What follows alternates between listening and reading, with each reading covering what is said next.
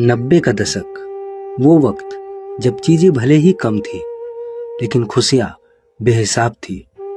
हर चेहरे पर मुस्कान थी और दिलों में अपनापन। स्कूल से लौटते समय पोस्टर देखने का मजा ही कुछ और था।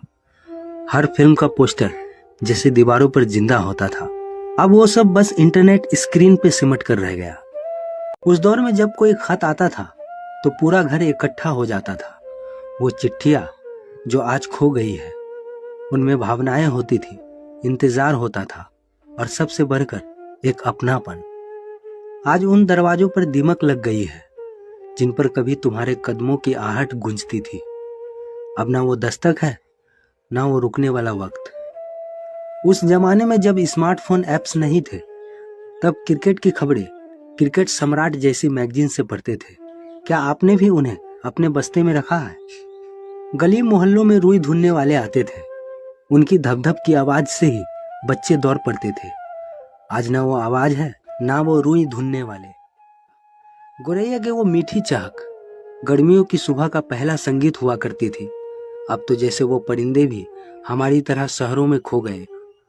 बचपन में जिसके लिए साइकिल चलाना सीखने की जिद होती थी, आज उसे छूने से भी हम शर्माते हैं। वही साइकिल अब कहीं कोने में धूल खा रही है। वो छोटा सा टीन का डिब्बा जिसमें मिट्टी का तेल रखा जाता था, शायद आपको याद हो।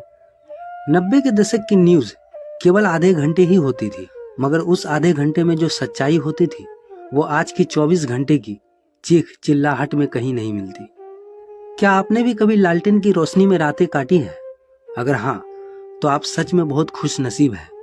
वो भी एक दौर था जब अंधेरे में भी रोशनी सी लगती थी। दूरदर्शन का जमाना, जब हर शो टाइम फिक्स होता था और पूरा परिवार एक साथ बैठकर देखता था। आपका फेवरेट शो कौन सा था?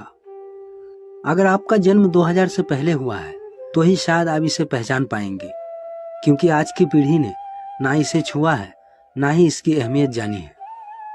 इन डिब्बों को देखकर ही मन भर आता है। बचपन के वो दिन इन डिब्बों के साथ ही बीते हैं। क्या दिन थे वो। हम वो आखिरी पीढ़ी है जिसने सबसे ज्यादा बदलाव देखा है। बैलगाड़ी से लेकर रॉकेट तक, खत से लेकर इंस्टेंट चैट तक और रेडियो से लेकर स्मार्टफोन तक, सब कुछ हमने अपनी आंखों से बदलते देखा है।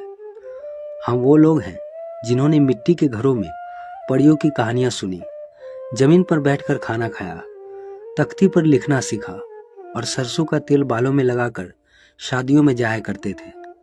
टीचर से डांट और मार खाना, फिर घर जाकर और मार खाना,